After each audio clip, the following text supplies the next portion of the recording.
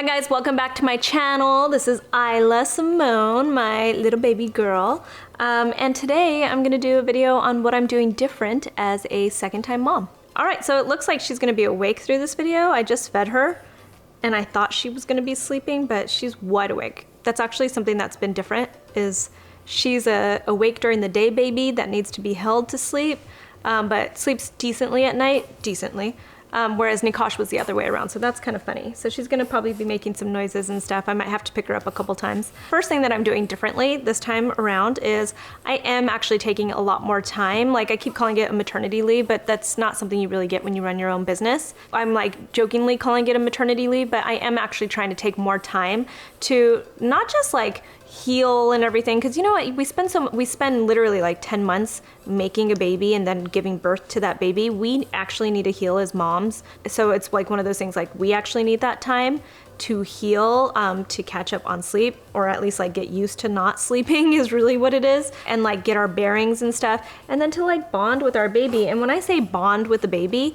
it's like savoring that moment. I wish I would have like taken that time and like really savored the moment with my first child a lot more. I spent most of the time like being freaked out, I think, and like not knowing what I was doing and stuff, but also just kind of like, you know, getting to know them and everything. You can't really put them on a schedule, which is why she's in this video with me right now, and why she's awake, even though I thought she was going to be asleep. It's like they're unpredictable. They need a lot of care and attention, and you have to kind of like get to know them and stuff. So, you know, they're like a new person in your life. It's like getting a whole new roommate, and that's something that I really learned that first time around, is like, you have to get to know them. They're a whole new person in your life, and you have to like learn, you know, what it is that like works with you, and you know, like what your relationship is and stuff, besides like the obvious like mom and baby. Honestly, it's not even until like 6 to 8 weeks, maybe even later, where you can start to really put them on a schedule. And even at that, they're like unpredictable, because you don't know if they're gonna like suddenly like get sick, or if they're going to not like, you know, if you put them on formula, they might not like the formula. It might not agree with them and their stomachs, or, you know, there's just so many things that can happen. And so I'm really trying to take a couple of months and, you know, like focus on my time with her and not be so stressed out about like having to hurry to get back into work. I know I'm shooting this video and everything, but I'm just like slowly starting to do this stuff, slowly starting to answer emails and everything. And that's definitely something I'm doing differently.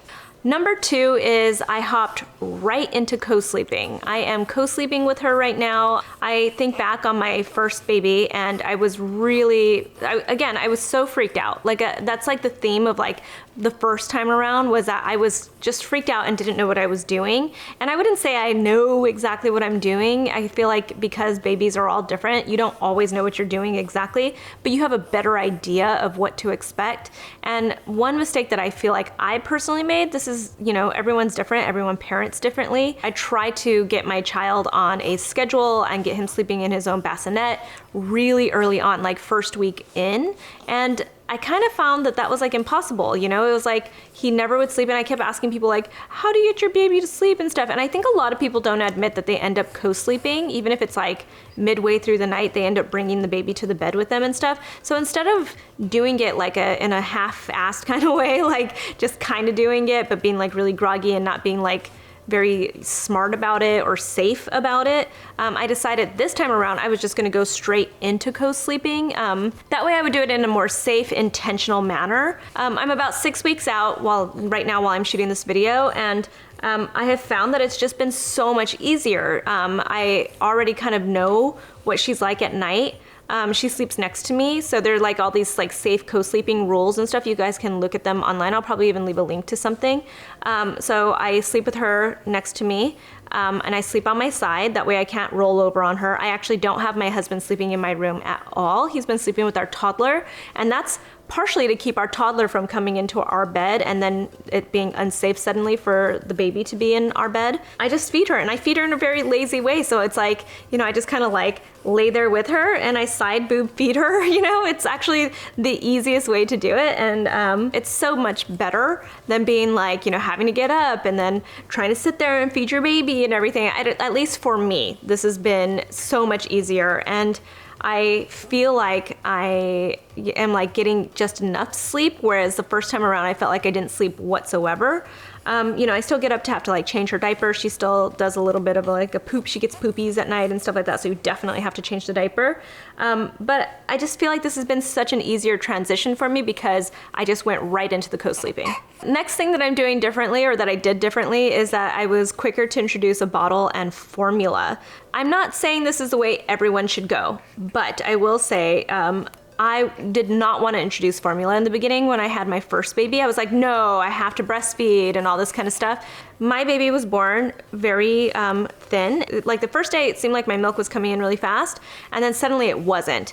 And she was really hungry, and so in the hospital, I went ahead and I introduced some formula while we were in the hospital, and that was just to make sure she gained some weight. One of the nurses was really nervous. She had dipped under 6 pounds, and she was born at 6.1 pounds, so she was like dipping a lot under. And you know, like your babies lose a lot of weight when they first come out because you can like expect for them to lose like up to 10 ounces or something like that, and that's really normal.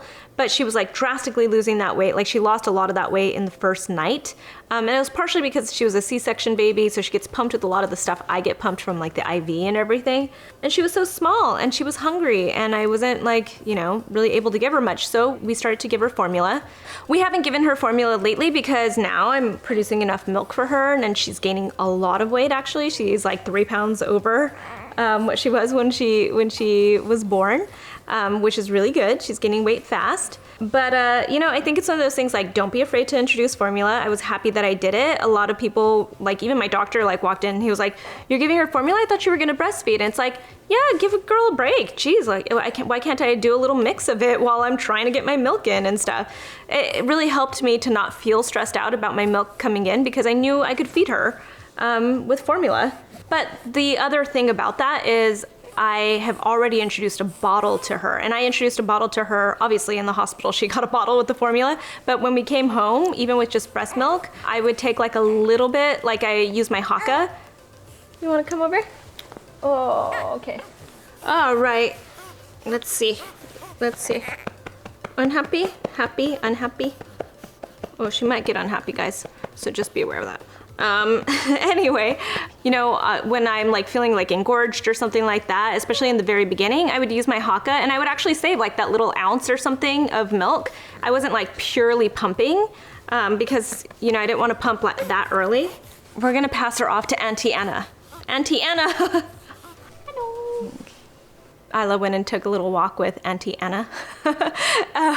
Anyway, but one of the things that I really, and I'm glad that I didn't do it as early with Nikosh. I probably introduced a bottle maybe a month after having him, but this time around I introduced a bottle much quicker. So I would just, you know, I wasn't actually like pumping. I only just started pumping recently, and even at that I'm only pumping like after I feed her, or if I feel like she passed out and I still had some milk or something, then I'll pump. I'm not like pumping to truly like save any of my milk yet. It's just to have like just a little bit, like an extra bottle in the refrigerator or something like that in case I want my husband to feed her. But introducing the bottle was a really big deal for me. Even if it was just like a little, like a small ounce from the Haka. It just gives you that freedom knowing that you have introduced a bottle. It was one of the things that gave me a lot of anxiety the first time around, was like sitting on the sofa with my baby thinking like, I'll never be able to leave without him because I have to feed him. I'm like the only person that can feed him, and that gave me so much anxiety. And this time around, it's been very liberating to know that I can just introduce a bottle. It's not gonna hurt her. I actually have heard from several people now, from doctors, like pediatricians and stuff, that nipple confusion isn't a real thing. There might be nipple preference, right? Like your baby might prefer to go to your boob or might prefer a bottle, and that's a little bit of a different thing, but there's no such thing as like nipple confusion per se. It's like you just got to get them used to transferring back and forth to your boob, or between your boob and between your nipple, or just one or the other. You know, I just find it so much easier if you introduce that bottle earlier, in my opinion. That's been my experience with 2 babies now, because now I can go do things. That actually leads into the next thing, and that's I've left her alone with somebody, not alone by herself, but like alone with somebody else to watch her while I went and did something. And that's kind of been more out of necessity. The first time around with Nikosh, I was like too nervous to leave him, you know, with somebody else and go do something. So it took me like 3 months or something like that to like not have him with me at all times. And it was actually even harder to go do that, like go on my first like video shoot without him. It felt very like sad to me. Whereas this time around, kind of out of necessity, we're trying to find houses because we sold this house. We had to go to like some open houses on a Sunday. So my mother-in-law came over. I luckily had pumped a little bit of milk and knew I also had a box of formula if she needed to use it. And I went and spent 2 hours out with my husband trying to find a house, which we haven't done yet, unfortunately, but I had to leave, and I've done that sooner now, and I've actually kind of like done that a few times now, leaving Isla with our nanny for an hour or so while I go and pick up like my son from preschool, or even go get lunch with him, do things like that, because that's kind of what has to be done this time around. Another thing that I'm doing a little differently this time around is I'm not worried about a schedule. I'm starting to kind of work into a schedule, but the first 6 weeks, I definitely did not care about a schedule whatsoever, because again, it was all this like unnecessary, in my opinion. Again, these are all like my personal things. Everyone does things differently. I felt a lot of anxiety the first time I had a baby, and a lot of it was like putting these unnecessary rules on myself. And I think that's what overall what I'm trying to do differently this time around. And so having a schedule, I was like trying to like feed my baby every 2 to 3 hours and then put him down to sleep, keep him awake for a little bit of time and stuff. It just didn't work that way. You know, the first 6 weeks especially, they're just so unpredictable. And Nikosh ended up wanting to cluster feed all the time. She cluster fed a lot the first few weeks as well. And just being kind of like flexible like that. Like, hey, you know what?